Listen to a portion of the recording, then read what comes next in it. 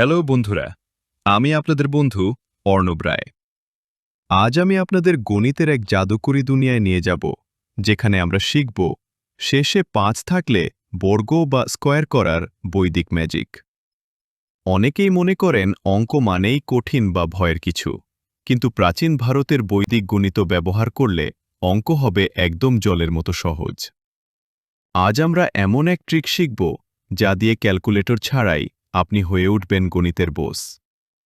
আচ্ছা বন্ধুরা, ধরুন আপনাকে ৬৫ এর স্কয়ার করতে বলা হলো। সাধারণ নিয়মে এটি করতে অনেকটা সময় লাগে, তাই না? কিন্তু আজ আমি আপনাদের দেখাবো কিভাবে চোখের পলকে এটি সমাধান করা যায়।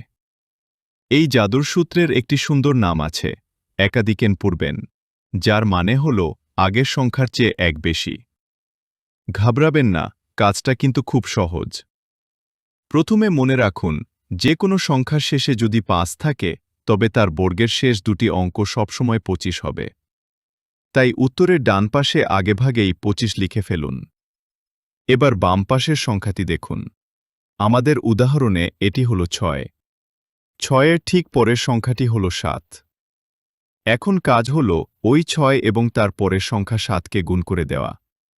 ৬ ৭-এ হয় ৪২, আর এটাই আমাদের উত্তরের প্রথম অংশ।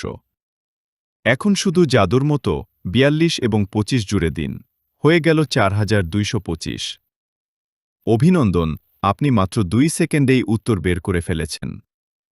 একইভাবে ২৫-এর ক্ষেত্রে ২ গুণ ৩ অর্থাৎ ৬২৫ এবং ৪৫-এর ক্ষেত্রে ৪ গুণ ৫ অর্থাৎ ২০২৫ হবে। এবার আপনাদের পালা। বলুন তো ৯৫-এর স্কয়ার কত হবে? মনে রাখবেন, প্র্যাকটিস করলে আপনার মস্তিষ্ক হবে সুপার পাওয়ারের অধিকারী। আজ এই পর্যন্তই, আবার দেখা হবে। টাটা। হ্যালো বন্ধুরা, আমি আপনাদের বন্ধু অর্ণব রায়।